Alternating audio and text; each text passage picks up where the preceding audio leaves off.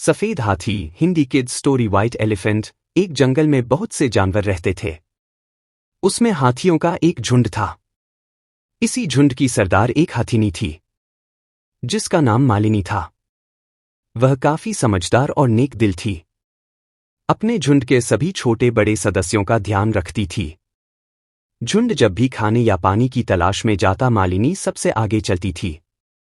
शिकारियों द्वारा बनाए गए गड्ढों जो कि उन्होंने छिपाए होते हैं, मालिनी दूर से ही भांप लेती थी। वह रास्ता बदलकर अपने झुंड को बचाती थी। झुंड के सभी हाथी और उनके परिवार मालिनी की हर बात मानते थे। इसी तरह समय बीत रहा था। कुछ समय बाद मालिनी हाथी ने एक बच्चे को जन्म दिया, जिसे देखकर सभी झुंड के सदस्य आश्चर्यचकित रह गए।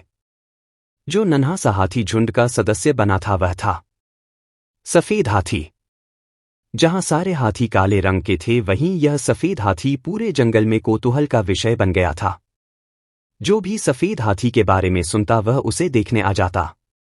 लेकिन मालिनी इस सबसे खुश नहीं थी। मालिनी की सहेली पूनम हाथीनी ने जब मालिनी से इसका कारण पूछा तो मालिनी ने कहा, बहन, तुम नहीं जानती, अनगिनत हाथियों में बड़े नसीब से एक सफेद हाथी पैदा होता है। जितना इस बच्चे के बारे में सबको पता लगेगा, उतना ही इसकी जान को खतरा बढ़ जाएगा। पूनम यह बात सुनकर बोली, हाँ, यह बात तो हमने सोची नहीं कि हमारे नए सदस्य की जान को सबसे ज्यादा खतरा है। शिकारियों को अगर इसके बारे में पता लग गया तो वे इसे किसी भी कीमत पर उठाकर ले जाएंगे। मालिनी ने कहा, हाँ, मैं इसी बात से चिंतित हूं। पूनम ने कहा, बहन, चिंता मत करो, तुमने हमारे पूरे झुंड की सालों से रक्षा की है। कई बार अपनी जान पर खेलकर भी तुमने में मुसीबत में पड़ने से बचाया है। अब झुंड की जिम्मेदारी है तुम्हारे बच्चे की रक्षा करने की। पूनम ने पूरे झुंड को एकत्रित किया और कहा, आज से हमारा पूरा झुंड मालिनी के बच्चे की रक्षा करेगा। उसको शिकारियों से बचाने के लिए हमें अपने प्राण भी देने पड़े तो भी हम पीछे नहीं हटेंगे। सभी ने सूंड उठाकर उसकी बात का समर्थन किया। अगले दिन से जब भी झुंड खाना लाने या पानी की तलाश में जाता, 4 हाथी नन्हे सफेद हाथी की रक्षा के लिए रुक जाते थे और बाकी सदस्य उनका भी खाना और सूंड में पानी भरकर लाते थे। लेकिन धीरे धीरे ये बात शिकारियों को पता लग गई कि जंगल में एक सफेद हाथी ने जन्म लिया है। शिकारियों में सबसे प्रमुख था रारबट, जिसके पास आधुनिक हथियार थे। रारबट ने अपने साथियों को इकट्ठा किया और कहा, साथियों, मैंने विदेश में बात कर ली है। अगर हम किसी तरह उस छोटे सफेद हाथी को चुरा लाएं तो उसकी इतनी कीमत मिलेगी कि आगे हमें शिकार के लिए जंगल में भटकना नहीं पड़ेगा। रारबट की बात सुनकर सभी बहुत खुश हो गए। उन्होंने प्लान बनाना शुरू कर दिया कि कैसे हाथियों को चकमा देकर सफेद हाथी के बच्चे को चुराया जाए। अगले दिन से कुछ शिकारी छिप छिप कर हाथियों पर नजर रखने लगे। हाथी इस सबसे देखकर अपने आप में मस्त रहते थे। एक दिन मालिनी अपने झुंड के साथ भोजन की तलाश में गई। वह जंगल में जा रही थी। तभी उसकी नजर एक ऊंचे पेड़ पर गई, जिस पर एक शिकारी बैठा था। मालिनी ने सबको होशियार कर दिया। वह इधर उधर गड्ढा ढूंढने लगी, लेकिन उसे कुछ नजर नहीं आया। न ही उस शिकारी ने उन पर हमला किया। मालिनी एक एक कदम फूंक फूंक कर रख रही थी कि कहीं शिकारियों ने कोई जाल तो नहीं बिछा रखा है। लेकिन जब कुछ ऐसा नहीं मिला तो मालिनी ने वापस जाने का फैसला किया। वापस आकर मालिनी ने सबको बुलाया और कहा, आज जो हुआ उससे एक बात समझ में आ गई कि शिकारी हम पर हमला नहीं कर रहे, नहीं हमारे लिए जाल फैला रहे हैं। वे हम पर नजर रख रहे हैं। शायद वे मेरे बच्चे को चुराना चाहते हैं। तभी झुंड एक हाथी ने कहा, अगर ऐसी बात है तो हम कल से उन शिकारियों को देखते ही मार देंगे, जिससे उनमें डर बैठ जाए और वे जंगल में न घुसें।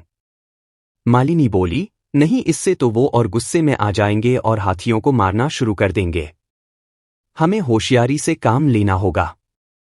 रात के समय मालिनी अपने झुंड के साथ जंगल के राजा शेर के पास गई और उसे सारी बात बताई। शेर ने सारी बात सुनने के बाद कहा, बहन, हम सब जंगल में मिलजुल कर रहते हैं, तुम चिंता मत करो, ये बताओ करना क्या है। मालिनी ने कहा, मैं चाहती हूं जब तक मेरा बच्चा बड़ा नहीं हो जाता तब तक तुम इसे अपनी गुफा में रखो। शेर बोला, अरे बहन, बस इतनी सी बात, आज से तुम्हारा बच्चा अपने मामा के घर रहेगा। बाहर में और मेरी पत्नी बैठे रहेंगे, किसी क्या मजाल जो यहां कदम भी रखे। वैसे भी सफेद हाथी हमारे जंगल की शान है। कोई इसकी तरफ आंख उठाकर नहीं देख सकता, आप बेफिक्र रहो। अब नन्हा सफेद हाथी शेर की गुफा में रहता था और हाथियों का झुंड मस्ती से पूरे जंगल में घूमता फिरता रहता था। इधर रॉबर्ट और उसके साथी पूरे जंगल में नजर रखते रहते, लेकिन उन्हें कहीं भी सफेद हाथी नहीं दिखा। एक दिन रॉबर्ट ने सबको बुलाया और डांटा, तुम एक हाथी के बच्चे को नहीं ढूंढ पाए, कहाँ गया वो?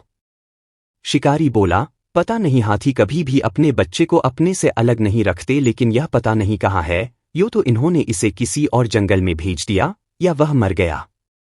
रॉबर्ट बोला, दूसरा जंगल तो यहाँ से बहुत दूर है, वहां तक ये नहीं जा सकते। हाँ, ये हो सकता है कि वो मर गया हो। हमारा तो बहुत नुकसान हो गया।